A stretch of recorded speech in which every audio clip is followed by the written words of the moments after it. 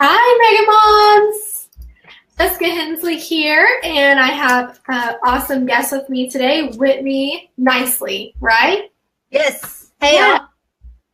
Give us a comment or a like so we know that we are live because I am trying this in our group today. Okay, I see us. We are live. We're here. So, yay! Okay, awesome. So we can get right to it. Exciting stuff. Awesome. So, let me ask you, first of all, are you a New Year's resolution kind of gal? I am a New Year's resolution kind of gal, but I also start my calendar at my birthday in November. And so I run November to November, but I can play along with everybody else doing January resolutions too. No big deal. Okay. So what's your big thing that you're trying to accomplish this year? Do you have any? My word is focus this year. And so I am focusing on one thing at a time.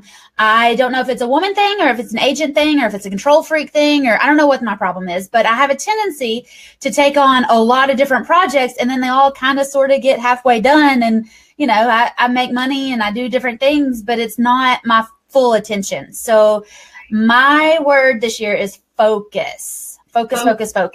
So focusing on one thing at a time or one project at a time? One project at a time, absolutely. And I've got my calendar set up so that I know what we're supposed to be focusing on each week. And I think and hope, if I plan it, it'll get executed better. Absolutely. Time blocking. And I'm reading the 12-week year right now. I'm going to do my book report next week. And that's what he talks about is, what are you going to accomplish in this 12 weeks? And then you break it down by the week and the day. So, okay, well, just tell us a little bit about yourself. I know some about you, but I don't know that these ladies do. All right. Hey, y'all. My name is Whitney Nicely, and I am a real estate investor in Tennessee mostly right now, but I also have some properties in Georgia, and this year I'll have some in Florida. So I'm mostly out of the Southeast, and I am the broker for Whitney Buys Houses. I have a tendency to, the thing is I don't do regular real estate, so sometimes I don't promote that I have a license as much as I should because I don't do regular real estate. So I don't work with buyers. I don't work with sellers. I just buy houses myself and I keep that money to myself. So what made you decide to do that? What was that aha moment? So I got my license in 2011 and I had 2 listings pretty quick. And the first one was completely textbook. It was perfect. It was beautiful. Everything just marched right along and it was awesome. And the second one I had was completely textbook and it was terrible. Everything that could go wrong went wrong. And I wanted it to be this nice dream like I had in my first listing. And then I tried another couple different listings and I was terrible at it. I didn't like it. And so I took a step back and I said, wait a second. Do I want to represent other people doing their real estate transactions? Or do I want to be in charge? Do I want to be the control freak that I am deep down inside? Do I want to make this money for myself and not work for other people? Right. So I really decided that what I wanted to be was a real estate investor more than a real estate agent. So that's the plan. And that's what I've been doing since December of 2012. I bought my first property and it was a mess. And then in 2013, I bought 3 more properties and they were disasters. And I went broke, absolutely flat broke in 2013. And so in 2014, I had to get started with no money and keep buying houses. And that's when I figured out about lease options and owner financing. And I did 14 deals and made almost $140,000 in my first 9 months once I figured out how to do things differently. Awesome. Well, okay, so I was going to ask, so what did you do to research and figure out, even on that first deal, like what was the process? The very first deal I bought, I was at a real estate auction. So I just like to hang out at real estate auctions. I'm also an auctioneer. So I was there and they were selling properties for like $1,000. And I mean, I got $1,000. Sure, I'll buy something. So I ended up spending $1,200. Not exactly, a big splurge here, but I bought 1.07 acres in a failed subdivision. But what was cool is I was property number 12 that had sold originally. And the first 15, maybe 16 properties that sold originally came with a deeded boat slip. So my property is not on the river, but I have a slip that I can put my name on and say, you know, I've got one of the first 15 properties in here. So it was really cool for $1,200, and I just keep it and I just use it as a little lesson. Eventually I'll sell it. The lady that had lost it, she lost it through foreclosure, and she'd agreed to pay $69,000, and she'd paid on it for a couple of years before she lost it to foreclosure. And I picked it up at the auction for $1,200. But what do you think it's worth now? About $25,000. So she just overpaid big time. Well, every lot in there, the cheapest lot that sold in that subdivision when they originally sold everything was $39,000, and the most expensive lot was $135,000. Wow! And most of those people paid cash because they were going to build. They were going to build, yeah. And it was a booming subdivision in a booming little town. And the people that paid cash, I mean, they paid $100,000 cash for the same property that I paid $1,200 cash for. Yeah. So, you know, if I keep it for 10 years and then sell it for 20 or 30 or 40, it'll be fine with me. Well, I know that you asked the ladies in the group if they had questions. Yes. A response. Did awesome. You happen to save that thread? I can pull it up. Okay. I thought and also, guys, since this is live, feel free to ask questions. Yeah. We're going to be live in here for about 15, 20 minutes, and then we're going to hop on over to our mastermind and get a little bit more in depth of how she's doing what she's doing. Let's see. Did you find any questions yet? So you said owner finance. Let's talk about that. Let's talk about owner finance. So owner financing happens when the property is free and clear. If it's a $100,000 property, but they owe $20,000 in a mortgage, it's not owner financing because it's not free and clear. Okay. If they owe $20,000 and it's worth $100,000, you still don't have to cash out that $20,000. You can do a lease option on it. You can do subject to the existing mortgage on it. You can do all sorts of things and basically take over their payments, take over their debt. You don't have to, you know, do anything else to get these deals. Most people really overcomplicate it. Yeah. So do you hire a lawyer to draw up your agreements? You do it yourself? Go ahead. I had a attorney give me a couple templates to use so that I can go out. I have a one-page contract, and I can go out on this one-page contract and get anything under contract that I need. And depending on the situation, I've got one for owner financing. I've got a one-pager for a lease option. I've got a one-pager if I'm going to assign the deal. Okay. So whatever it's going to be, I've got a one-pager that'll handle it because, you know, what I found, and as regular agents, sometimes we forget this. We walk in with a book of paperwork, right? And that can be intimidating. I mean, think back when you were a new agent, just learning all those contracts and all that stuff. You know, when you went into your first listing appointment, it probably took you a lot longer to get those contracts signed than it does now because you just weren't used to it. But you got to remember that every time you talk to somebody, it's the first time that they've seen it. Right. So I try to make everything just as simple as possible from the very beginning so that they can understand it and it can be fun and fast and simple for them because it's the first time they're ever being presented with this. So if you blast through 30 pages, they get a little bit, yeah, what's going on here? Yeah. Well, Lisa has a question. She wants to know, where do you find the auctions? Go to Google. Okay. And type in real estate auctions near me. Okay. That's the best. And or you can go to Yahoo, you can go to Bing, you can go whatever. The thing is, auction.com is a third-party service provider for foreclosures. And it's a big, weird, long process to go through auction.com. So my favorite way to buy at auctions is to find real estate auctioneers near me because there's going to be a mom and pop auctioneer everywhere. I mean, across the country. You can find NAA auctioneers, National Association of Auctioneers, or National Auctioneers Association. And, you know, those guys are talking to sellers in your area. And a lot of auctioneers some agents feel like auctioneers are competition, but they're not. They're just a different strategy. Sometimes the court orders a property to be auctioned instead of listed. So we should work together with auctioneers, not against auctioneers. Auctions are amazing places to find really sweet deals. Yes. Yeah, I agree with that. I worked for an auctioneer for 12 years before he passed. He was my broker. Okay. Carissa has a question. She wants to know, do you look at tax foreclosures as well? I don't like the F word at all, because when you deal with foreclosures, you have to have all that money right up front.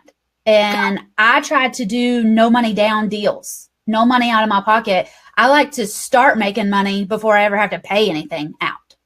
Okay. So I don't deal with the F word.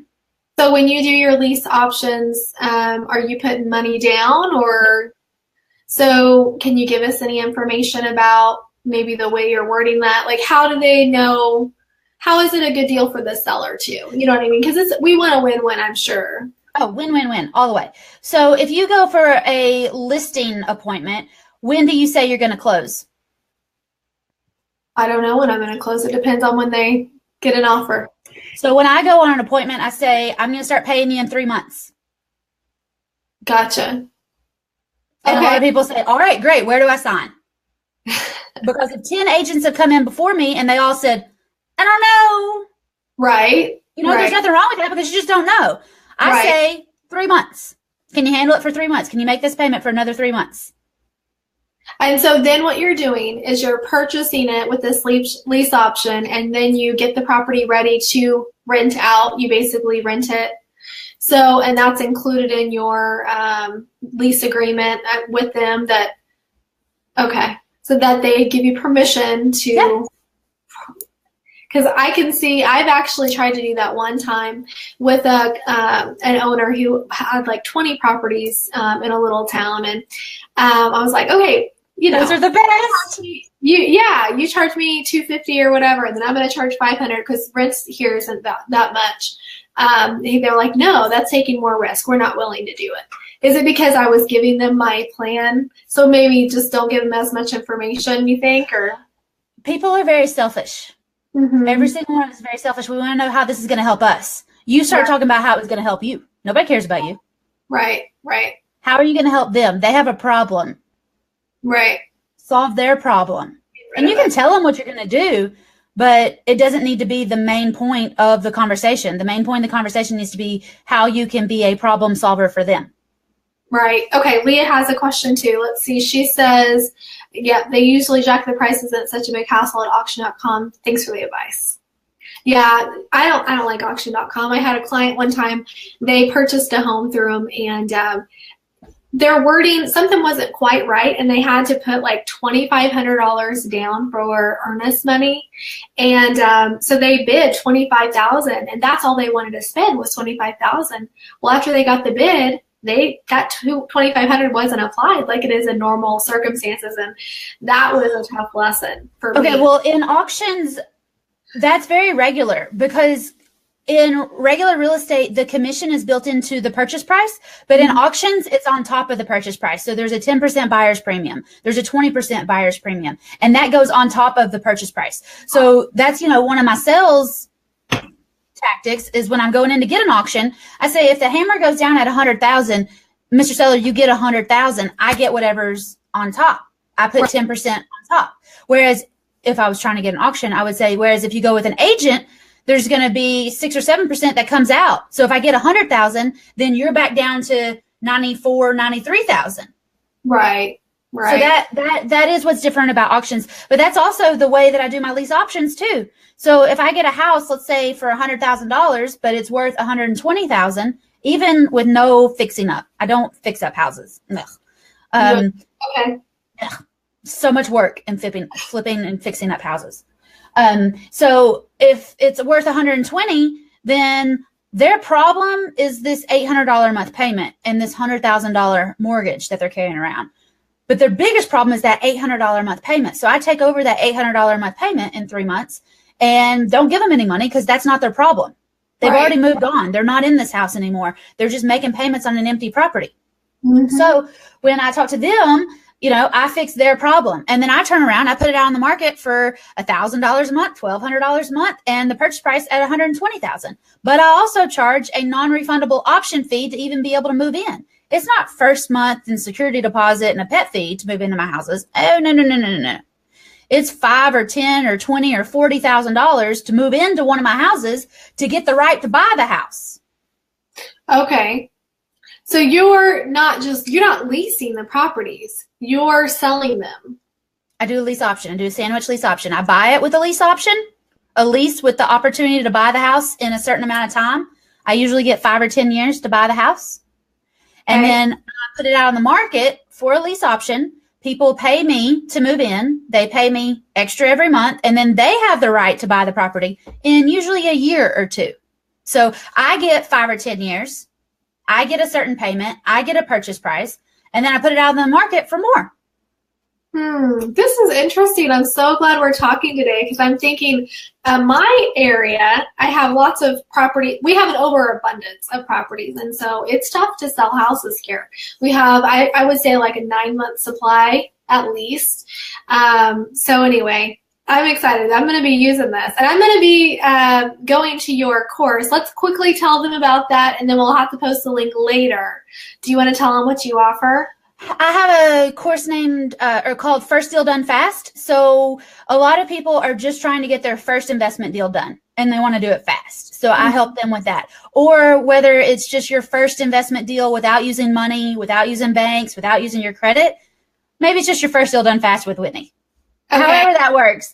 I've got First Deal Done Fast. Absolutely. And then I've got another course called Apartment Blitz. So if you're tired of houses, and you want to get into apartments or hotels or strip centers or storage units or trailer parks or whatever, I'm coming out with a course called Apartment Blitz. We've already got most of it done now, but that'll be rolling out in the next week.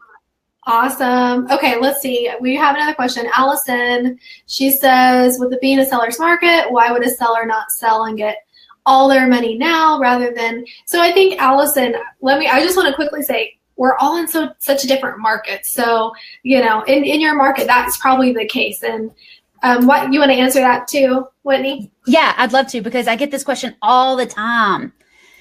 Thing is, sellers are thinking about themselves, not about the market. And I'm looking for specific sellers. I'm looking for sellers who are tired of being a landlord. They're tired of tenants and toilets. They've got an empty property or an economically empty property. Maybe their tenants aren't paying, but maybe their tenants are family members, so they can't evict them, Yeah. So they sell to me. You can get the blame. I'm the bad guy. They end up, evicting the people, but it's because they sold me the house and they can't sell it to me and get their money until the people are out. Okay. So I'm looking for tired landlords, people that are tired of those midnight calls, people that are tired of late payments, people that are tired of, all the things that landlords get tired of. Or, some landlords are tired of houses and they want to get into apartments. So they're selling 20 houses. Right. And they'd love to take a note on that, because sellers are looking out for their best interest. They're looking out for their bottom dollar. If they sell 20 houses in a year and they make $1 million and they don't have that set up to go into a 1031 and they get taxed on the capital gains from all those properties, that could severely hurt them. Right. So there are circumstances in every market that you could find. There are sellers that are dying to owner finance properties because they want the monthly income without the headaches. Right. Okay. A lot of sellers also are people that have inherited a property and they don't know how to manage it. They don't want to deal with it. Maybe the property's back in their hometown and they live 3 hours away now and they just don't want to deal with it. They just want to dump the property. Right. But again, they don't want to pay a big tax hit on this, so they'll take payments over it. A lot of older sellers, the greatest generation that owns most of the properties, their kids may be crackheads. Mm-hmm. And they want the money to go straight to their grandkids in a trust fund. Mm-hmm. So instead of doing that, we could set up the payments to go straight to a bank account so that when the kid turns 18, then they have this income coming in, or they have this money coming in, but it's controlled through a trust. Everybody doesn't want cash. Right. The purchase price is not the only thing that people are concerned about. Now, Right. and I get it. Most of the market, most of the sellers, they just want cash. They don't want to talk about anything unusual or creative or whatever. I get it. But there are, I think, almost 25% of the houses in America are free and clear. And that's going to vary on your market. But that's a huge opportunity for you to get in with some established investors and pick up the properties that they don't want anymore. Right. And another thing too, usually when we talk about the hot sellers market, we're talking about trendy, cute, neighborhoods that we would probably all like to live in, right? Right. I don't buy that. That's not what I buy. I buy houses on the outskirts of town, 20 minutes away, 30 minutes away, in a nice working community with good schools and good people, but they don't want to be in these yuppie communities. They want to be out there kind of on their own. They want to be, close to mom. Some of them want to be further away from mom. It just depends on everybody's personality and what's going on. And, another good group of sellers to talk to are divorced people, because what happens when you get divorced? After you get divorced, what happens? You fall in love and get married again. Oh, okay. Yeah, that's true. Well, when you do that, one or both of you has a house, and guess who's not moving into the ex's house? Right. All right. So great. So what happens if you owe what the house is worth and, you spent all your money on this big fancy wedding, and now you don't have the money to pay an agent to put it on the market for you? Well, I'll just take over your debt. No problem. And you can go on and live a nice, happy life with your new spouse and never worry about this house again. How do you do that whenever there is a loan? That's when the lease options or the lease purchase or the creative financing comes into play. Okay. And absolutely. Maybe we can get more in depth. Let's see, it's 11:30. Okay, I think that's all we have time for in this group.